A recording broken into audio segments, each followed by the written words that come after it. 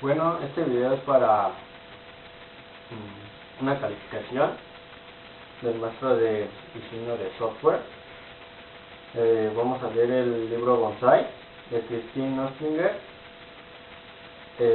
hasta la página 20. Y bueno, pues voy a empezar a leer. Del extremadamente difícil trato diario con una separada, algunos acróbatas de religión y 22 cabezas huecas.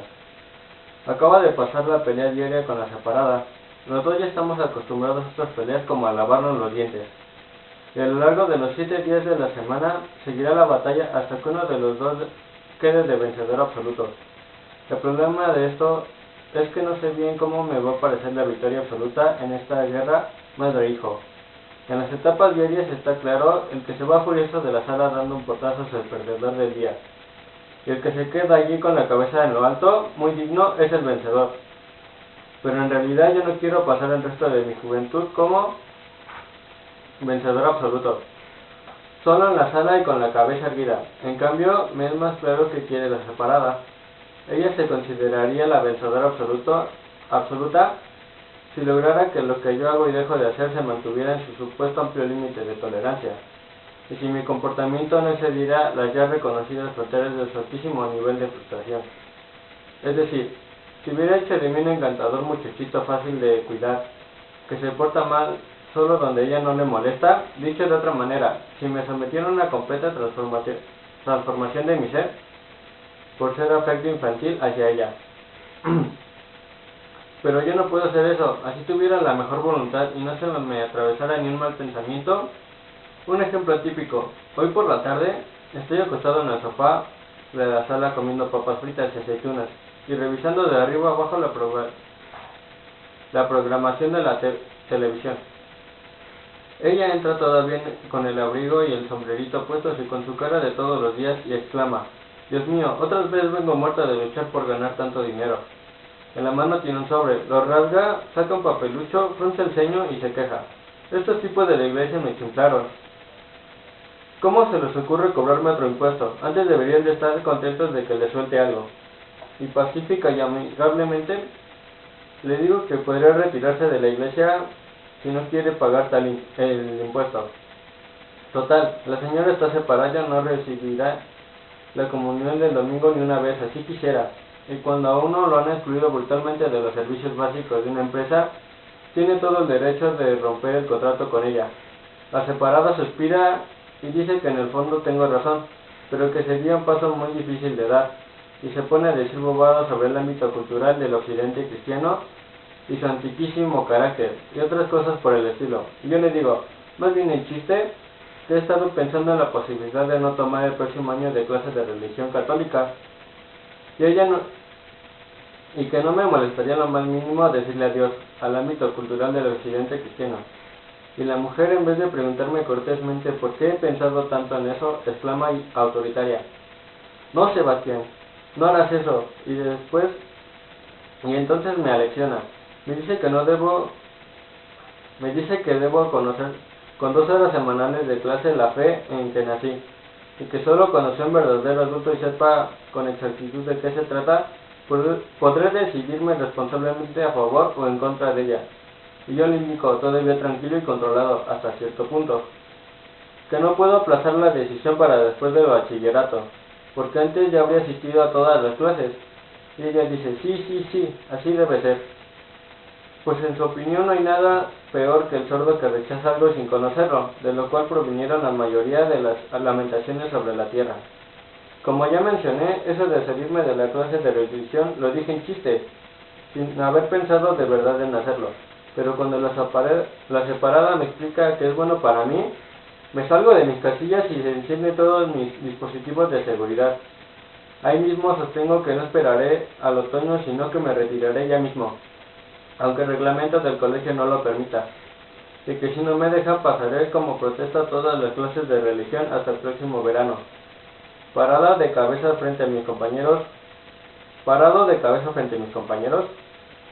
eso me imagino, no le desagradaría al piadoso hombre que nos dicta este año en la clase de religión católica, porque pasa lo siguiente.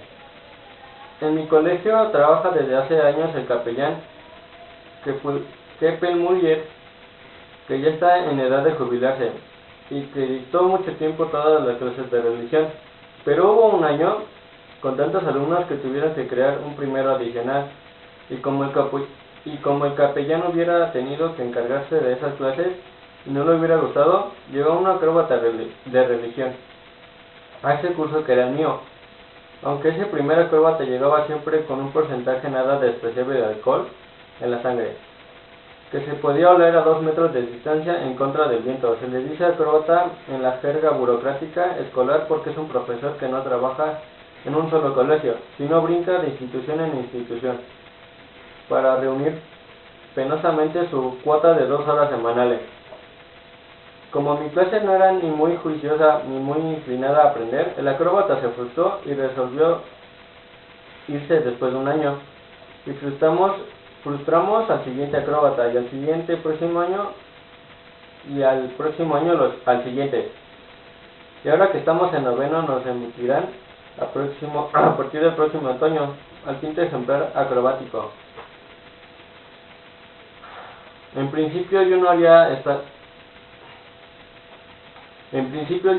en contra de la clase de religión, si algunos de los acróbatas tuvieran en la cabeza algo más que el eterno cuento del amor al prójimo, el tercer mundo, la vergüenza, la vida que no nació, el amor responsable y otras cosas de esas. No me pongo a que se hable de esos temas por mí hasta semanas enteras. Podrían ser materia de examen, pero habría que despacharlos en otras clases. En religión, quiero tener religión. Esperanzado, pongo a prueba cada acróbata en las primeras horas que pasa con nosotros, incluidos los genios que a veces nos llegan preguntándoles: disculpe, ¿puede crear Dios una piedra tan pesada que él mismo no puede alzar? Y sufro un amargo desencanto cada vez que me dicen que no debo hacer preguntas tan imbéciles, o le están prohibidas a uno tales tonterías de la pubertad, o ellos dicen que no se dejarán atrapar con bromas pesadas. Pero esto no es ninguna tontería, ni una broma pesada, sino un serio interrogante a la omnipotencia divina. Claro, que esto no solo lo ignoran los acróbatas, sino también mis compañeros de clase, que tampoco captan lo que me preocupa y cuán fundamental es esto para mí. Creo que son tretas baratas para acróbatas, al igual que todas esas otras preguntas que me hubiera gustado que a los acróbatas me respondieran. No logran entender que a alguien le interesan esos temas. Por desgracia, estoy rodeado de puros bobos, donde cargar cabezas huecas es lo normal, y donde un poco de paja en la cabeza sería demasiado peso.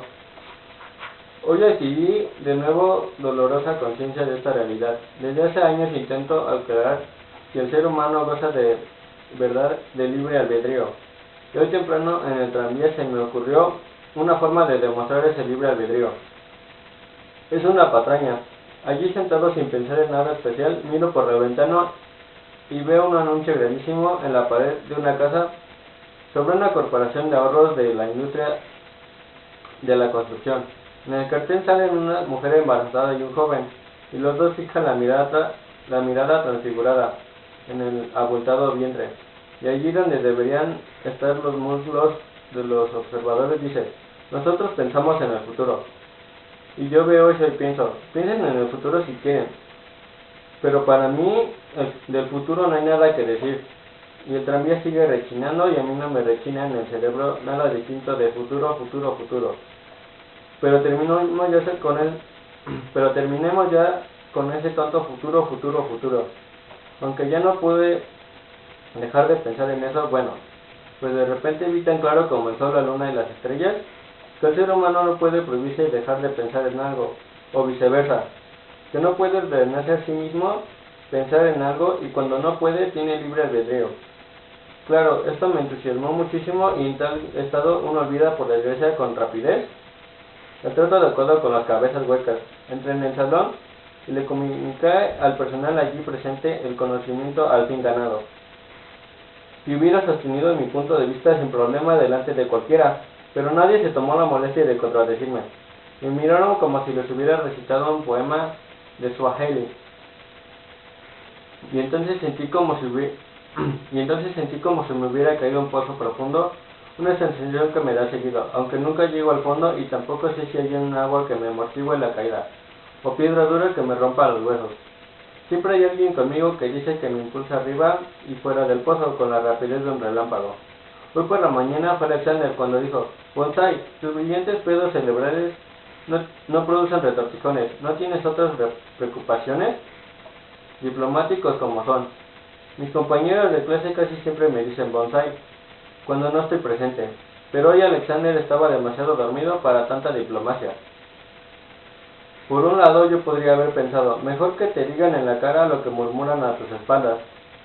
Por el otro lado, esos comentarios no son necesariamente sanos para los psiquis, ya que uno se ve privado del par de horas agradables en que se sentía aceptado en el círculo de amigos. De acuerdo, entonces el sentimiento de seguridad es una equivocación, pero las equivocaciones también acarician la psiquis, y un acariciado se desliza con mejor ánimo por la vida que un apelado. Y en las últimas, como soy bienes de nacimiento y de crianza, me puedo apoyar en el lema antiguo Nestroy. Todos son quimeras, pero me entretienen. Capítulo 2. De problemas de trapos, seres de antimateria y conversaciones con altibajos, así como de una prima sensata. La idea de ponerme el apodo de Bonsai se les ocurrió a un par de chistositos de mi curso, porque soy muy pequeño, muy pequeño.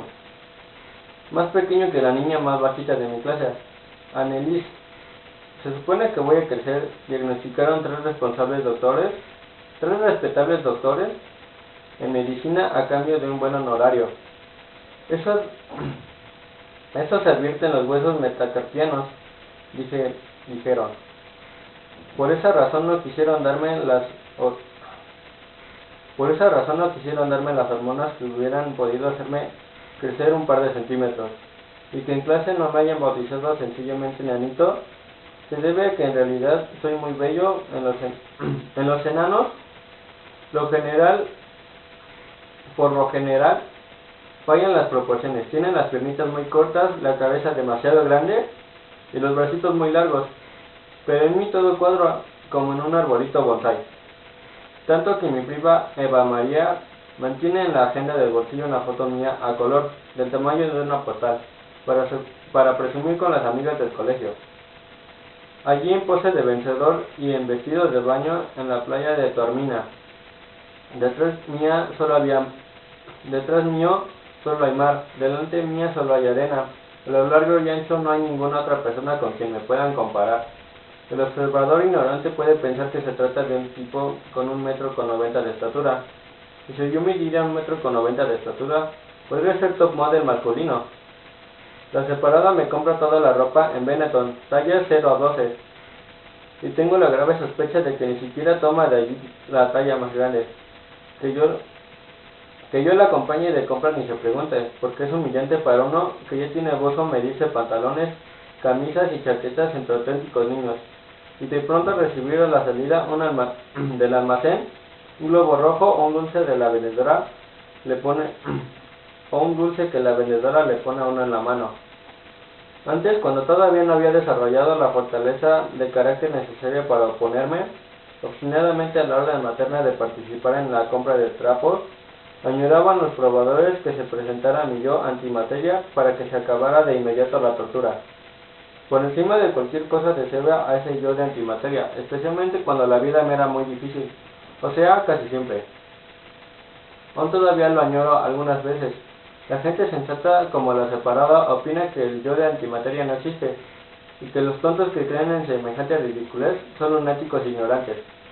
Los que son chiflados dicen, la antimateria es la materia compuesta por antipartículas que no pueden coexistir con la materia normal, porque aunque estables en sí, al encontrarse con sus partículas complementarias, se desmaterializarían. Los chiflados, en cambio, imaginan el asunto de otra manera, mucho más interesante. Aseguran que en la Tierra existen seres vivos materiales y antimateriales, y cada ser material tiene un gemelo de antimateria, y si los dos se encuentran y se tocaran se disolverían, pim pam pum, a la nada. Reconozco que es una idea bastante loca, pero me gusta, y no hay razón para que no me la crea de vez en cuando. Claro que tampoco soy tan tonto como para exponerla en voz alta en clase de física. Por eso no tiene sentido que la separada me dé cátedra de ciencias naturales. Apenas fantaseé un poco con la posibilidad del asesinato perfecto cometido por series de antimateria. Y me dice que una conferencia sobre lo absurdo de mis ideas, la mujer no logra captar que hay personas que, dependiendo del humor del momento, pueden pensar de dos maneras distintas, una sensata y otra insensata, sobre la misma cosa, sobre todo porque ella no le ve con claridad que es sensato, pero tiene muy claro que es insensato. No se puede negar que es rico estar en la clase de matemáticas y soñar que va a abrirse la puerta del salón y va a entrar alguien igual de desagradable que el profesor Fritz Meyer, y esa persona se acerca al profe, le da la mano y súbitamente ambos se desmaterializarían, sin dejar ni siquiera un montón de ceniza junto a la mesa del profesor. Así también se puede entender quién le cae a uno bien la verdad. Cuando me imagino a mi prima Eva María silbando por la calle, ella silba muy duro y muy mal. Me imagino después a una Eva María de antimateria que se le acerca a mi prima. No soy capaz de llegar al amargo fin de la desmaterialización. Siempre hago desaparecer a la anti-Eva María a la entrada de una casa poco antes de que llegue a donde Eva María. Y cuando uno no soporta ni una sola vez la posibilidad de desmaterializar con el pensamiento a alguien, es evidente que se siente por la persona una simpatía muy profunda. En el caso de Eva María, eso no es ningún milagro. Ella es prácticamente la única persona con la que me entiendo del todo bien. Con ella nunca tengo el problema del sube y baja. El problema del sube y baja es la versión moderada del problema del pozo. Esa tonta sensación del sube y baja me da con todas las personas con las que converso seriamente, menos con Eva María. O estoy abajo y el que está en la otra punta del balancín no puede subirme, o pataleo arriba y no puedo bajar. En todo caso no logro llegar al punto de equilibrio con nadie. Eso solo me funciona con Eva María. Con ella me balanceo en un estupendo intercambio de pensamientos que, si se necesita, puede durar la noche entera. Mi prima y yo con frecuencia dormimos los fines de semana en el mismo cuarto de la casa de campo de mi tía, porque nuestras mamás son hermanas, que se quieren y comparten todo entre sí. También comparten la antigua casa de mi tía Erika. Compró porque quería encontrarse de nuevo con la naturaleza.